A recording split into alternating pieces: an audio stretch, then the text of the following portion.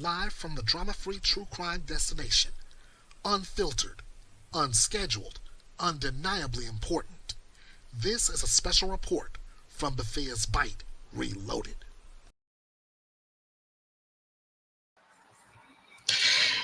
And a good Monday afternoon, everybody. Welcome to this special report from Bethea'S Byte Reloaded. I'm Ernest Bethea, the last outlaw, and today I am covering the sentencing of Donna Sue Adelson.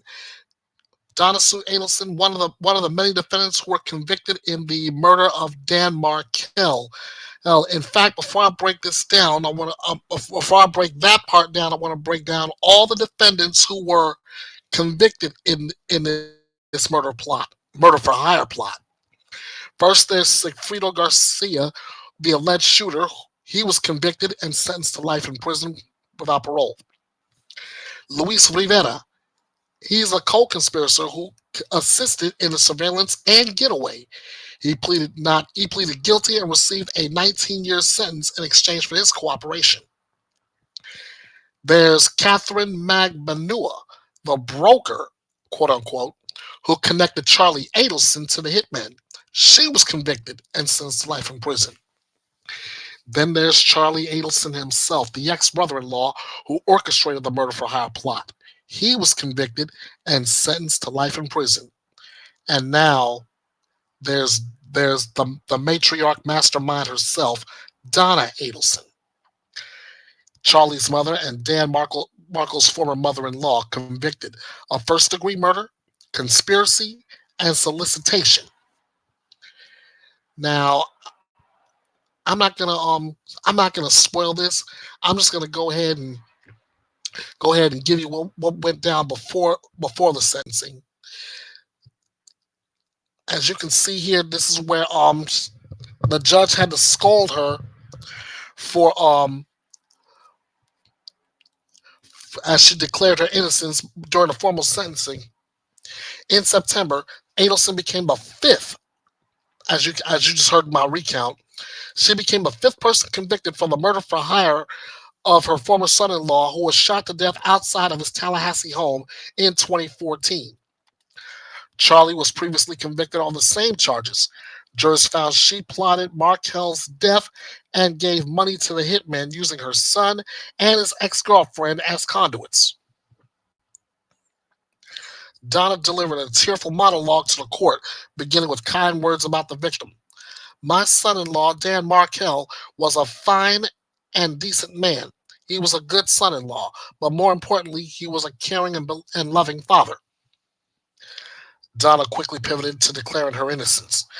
The people who did this act are exactly where they deserve to be, but I had no knowledge of that this horrible, evil act was going to take place, Donna said.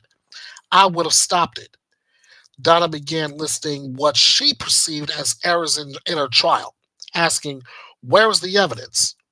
Before Judge Stephen Everett cut her off, saying, is the defense trying to re-argue the trial? Donna continued along the same path despite a warning from Judge Everett that, quote, the court can take into consideration the utter lack of remorse that you are displaying. Please proceed if you desire to do so. Yipe! Donna's husband, Harvey, also had harsh words for the court as he defended his wife. She has done nothing wrong yet is being punished for a crime she did not commit. I thought we lived in a different world, but I was wrong. He closed his message by saying, this is not justice. It is vengeance and it is baloney. Before I continue this, just remember this is Bethea'S Byte Reloaded. Trust me, I got a little bite on those comments coming up at the end. It goes on to say that Donna's defense sent 7 letters of support to Judge Everett to review prior to her sentencing. The letters, written by friends who have known Donna for years, describe her as a kind-hearted, generous, loving, and caring, and urged Judge Everett to consider her positive qualities. One letter said they will always believe Donna is innocent, saying she is incapable of threatening or harming anyone. So now, having delivered all that to you, I am going to share this screen with you.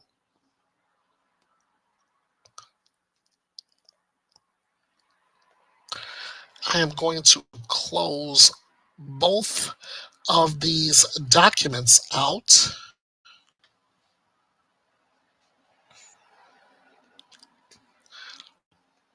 Yeah.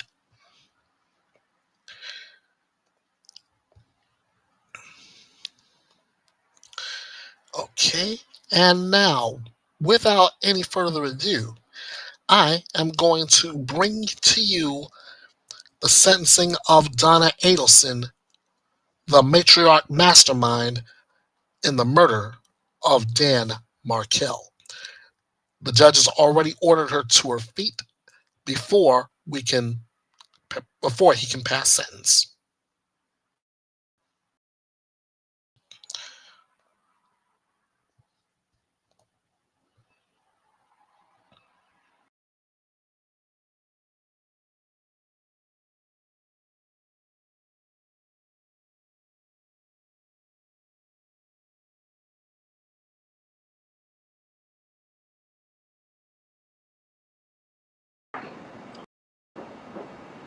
Level of planning and coordination to bring the murder of Professor Markell to fruition was significant in this case. These were not crimes of chance or opportunity, and these crimes also required you to conspire with your son and others. You certainly can choose to deny your involvement and maintain innocence. The court finds the evidence in this case is clear.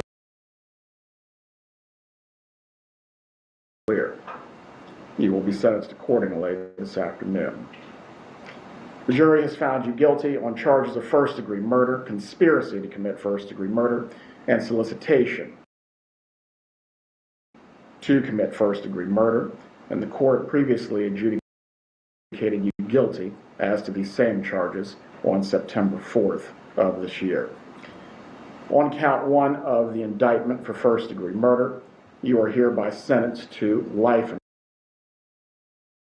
imprisonment without the possibility of parole or release pursuant to sections 782.04 and 775.082 sub 1 sub a Florida statutes.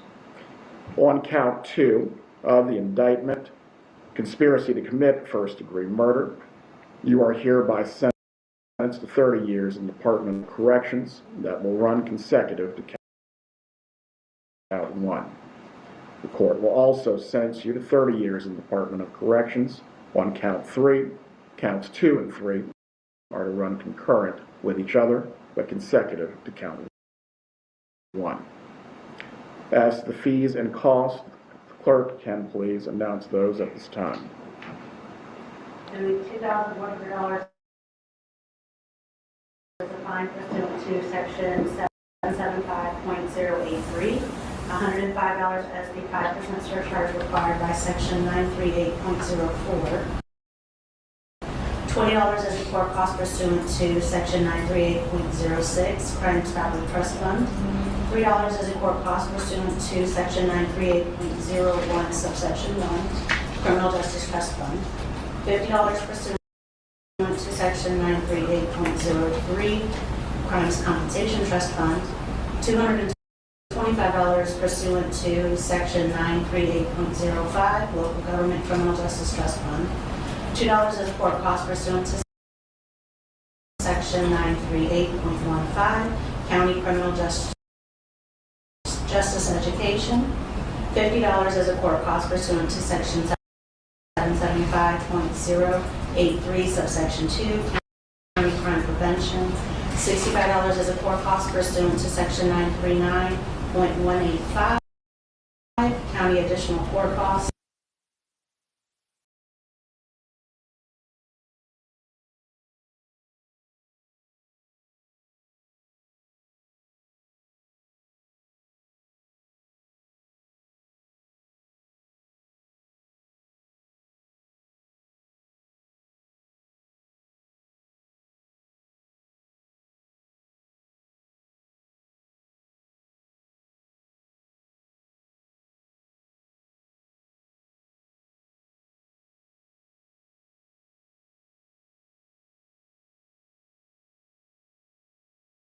that can be shown.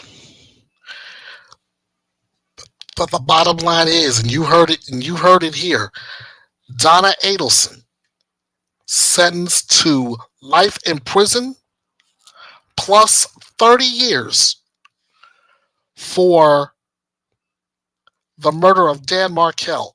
Let me reiterate that again. On count one, she is serving life without the possibility of parole. On counts two and three, the conspiracy and let me reopen this. Let me reopen this real quick. No.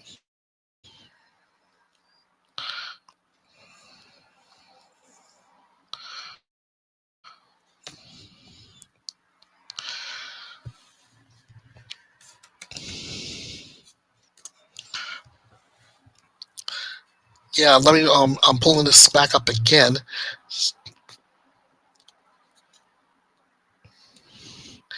And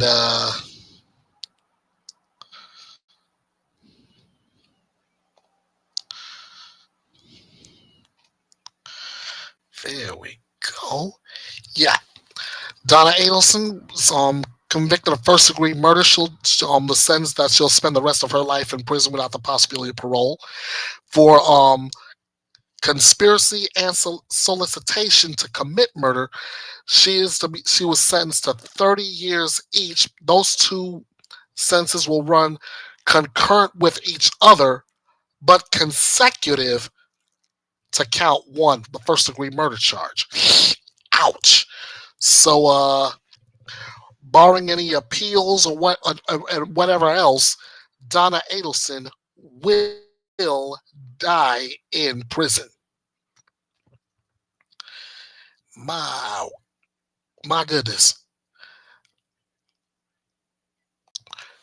Now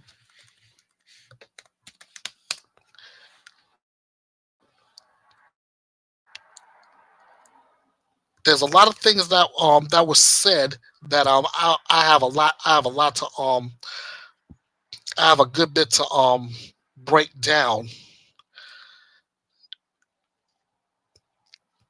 And real quick, I'm going back to the article on Court TV, as you can see, and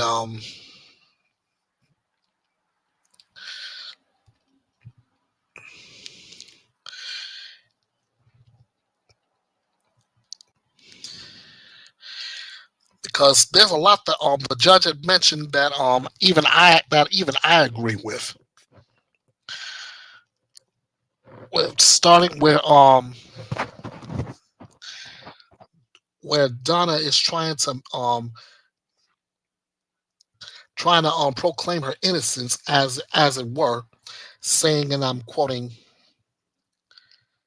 the people who did this act are exactly where they deserve to be. But she had no knowledge that this horrible evil act was going to take place. Okay, so let's see. The people who did this horrible act. Let's see. The people who did this horrible act. How many people did she throw under the bus with that one statement?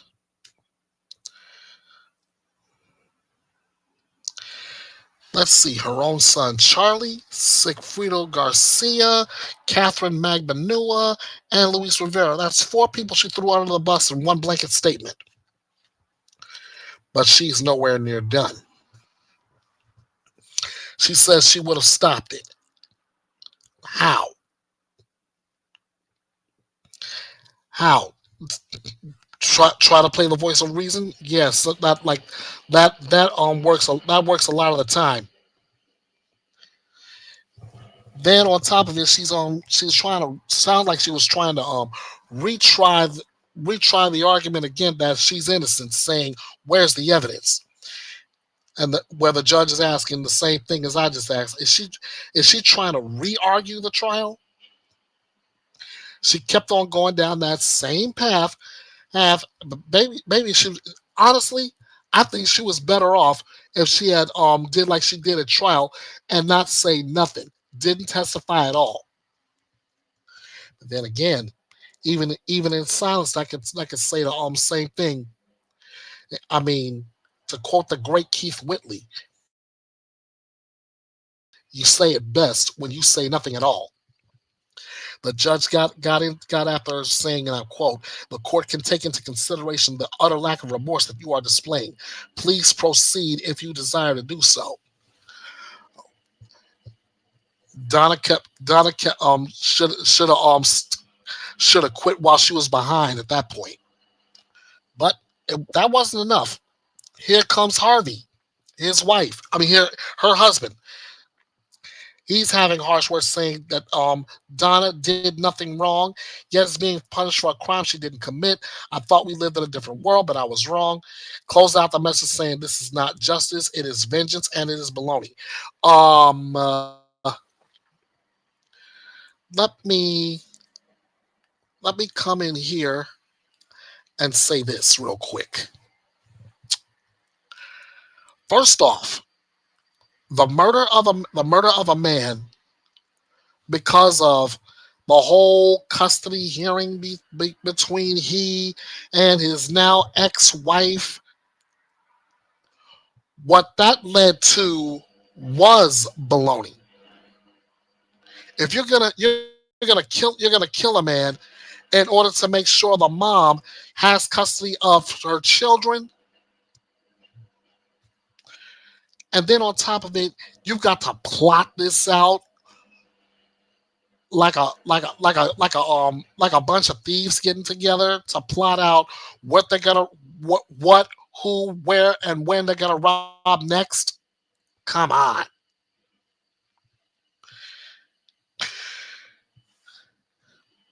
And we live in a different world. The only world we live in is where justice is served 24 hours a day, 7 days a week, whether we agree with the system of justice or not. And as far as Donna Adelson's innocence plea is concerned, and Harvey backing it up, the evidence is there. But here's a thought though. They got Luis Rivera. They got Catherine Magbanua. They nailed Sigfrido Garcia. Charlie Adelson is sitting behind bars. Now Donna Adelson is going in the same direction. My only question is, will they or won't they get Wendy Adelson? How long will it be before she's charged with the same charges that took down mom and little brother? Or even still, is Harvey next? Which one will be the next kingpin to fall?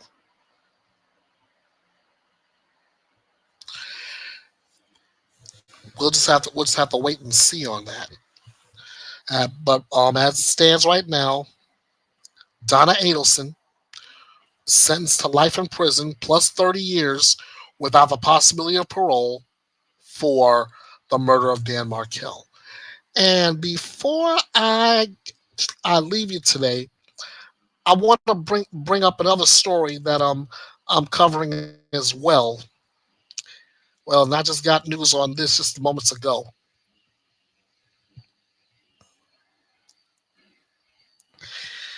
I'm also covering the cold case of Ellen Greenberg's death. There's a new report now that the medical examiner again classifying Ellen Greenberg's death as a suicide.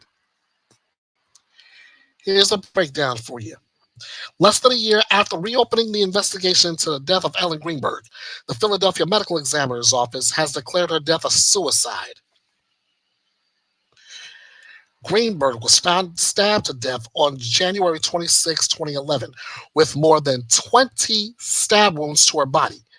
Those wounds included 10 on her back. The knife was found plunged into her heart.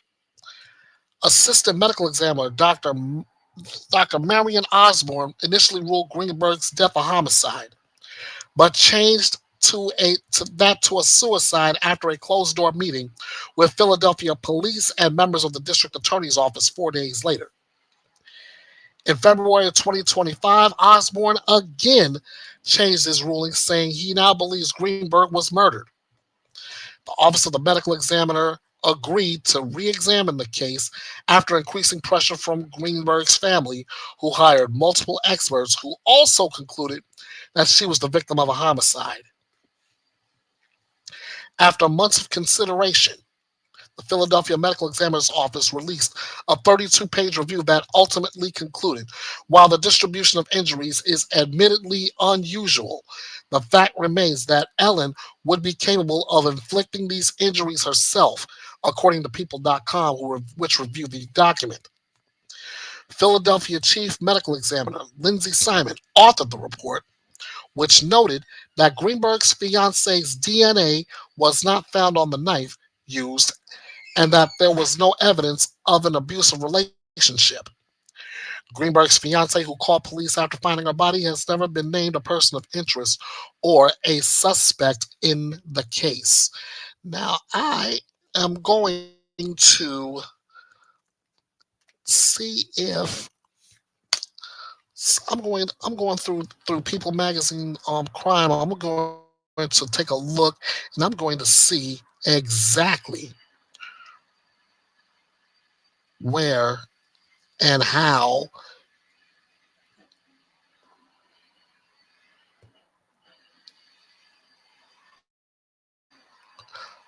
Okay, Ellen Greenberg's controversial death again ruled a suicide by medical examiner. All right, they say the medical examiner's office reviewed Greenberg's 2011 manner of death and determined that it should remain a suicide, even though her family and friends believe she was murdered. This is Ellen Greenberg, our victim in this case. Okay. For years, Ellen Greenberg's parents, Josh and Sandy Greenberg, have sought answers about their daughter's 2011 death. February 2025, they settled lawsuits with the city of Philadelphia and others, asking the city to reevaluate their daughter's manner of death, which they believe should be changed to homicide or undetermined. The chief medical examiner issued a 32-page review saying she will keep Greenberg's manner of death as a suicide. To which I'm still asking how, and I'll question that in just a minute. The Philadelphia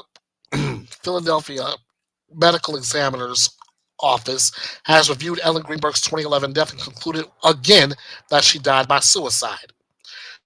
The long-awaited determination comes just before a hearing scheduled for Tuesday, October 14th, before Philadelphia Common Pleas Court Judge Linda Carpenter, who previously expressed her frustration at the length of time the re-examination was taking.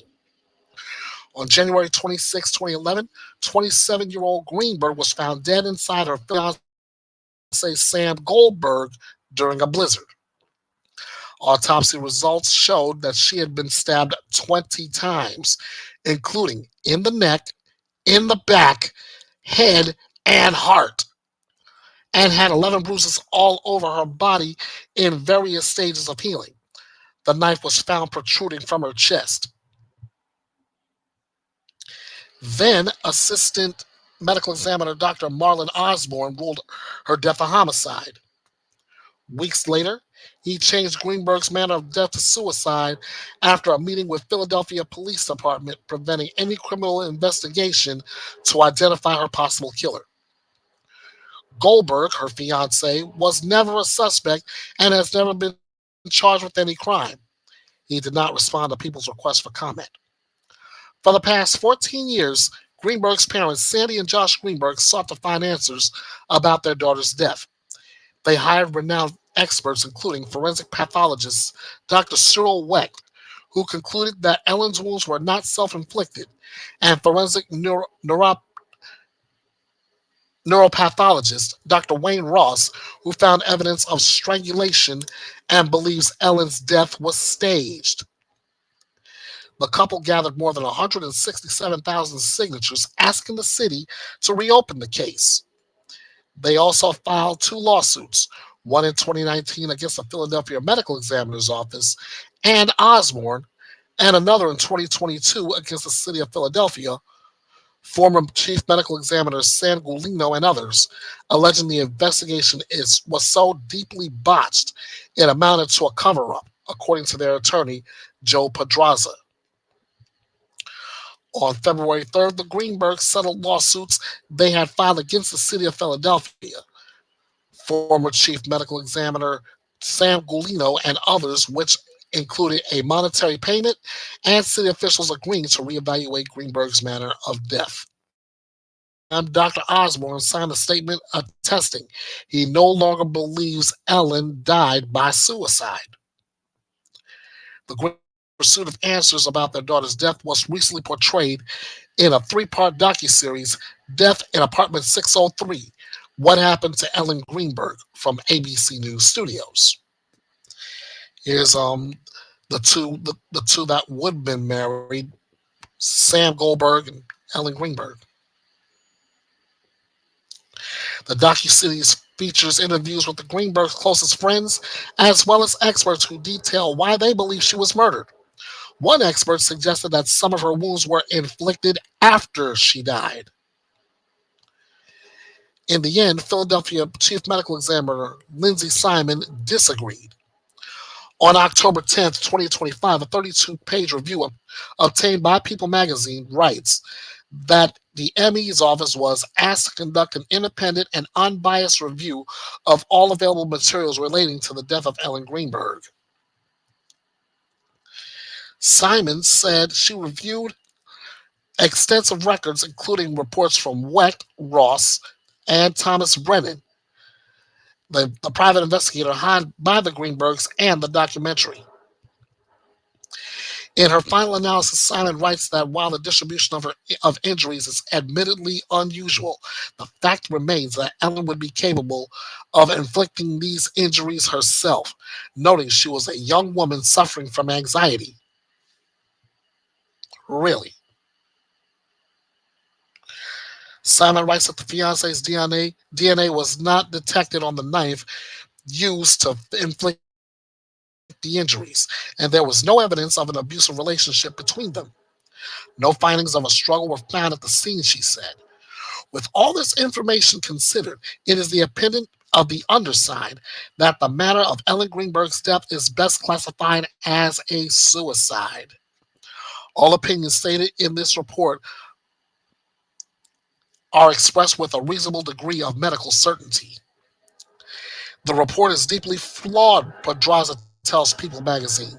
It builds a flimsy case and on the distorted portrayal of Ellen's mental health and ignores key evidence that contradicts suicide. These contradictions and other unanswered questions surrounding Ellen's death require a deeper look, which MEO Simon simply ignores and now has permanently foreclosed. The city of Philadelphia and the medical examiner did not immediately respond to people's request for comment.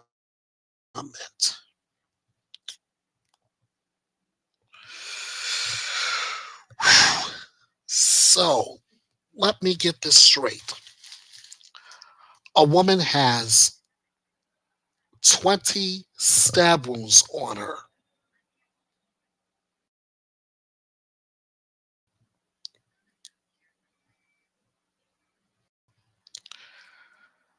Somebody tell me this. How is she going to deliver some of her stab wounds to her back?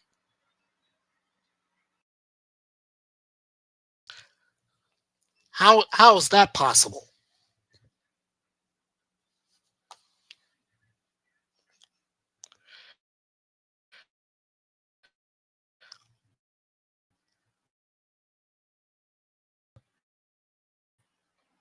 I mean, okay, the wounds to her neck, I can see. Her head, maybe. Her heart, That might be.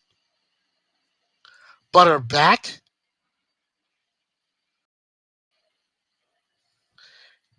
I mean, somebody please make that one make sense because it really doesn't make any kind of sense to me.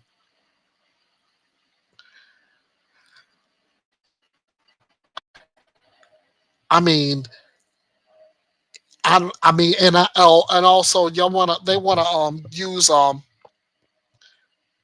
to use the fact that she suffers from anxiety as a reason, a possible reason as to why she's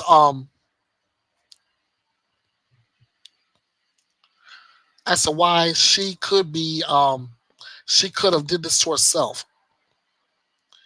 Ladies and gentlemen, boys and girls, children of all ages, I sit here before you and I suffer from generalized anxiety.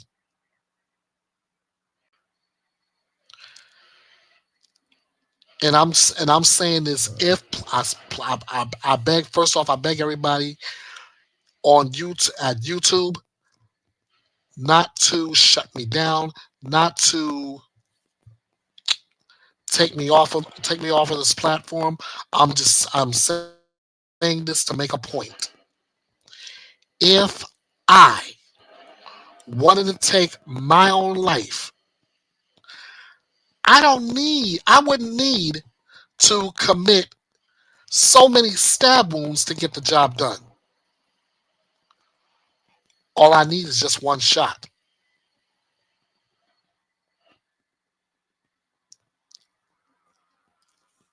That's it. All I would need is one good opportunity.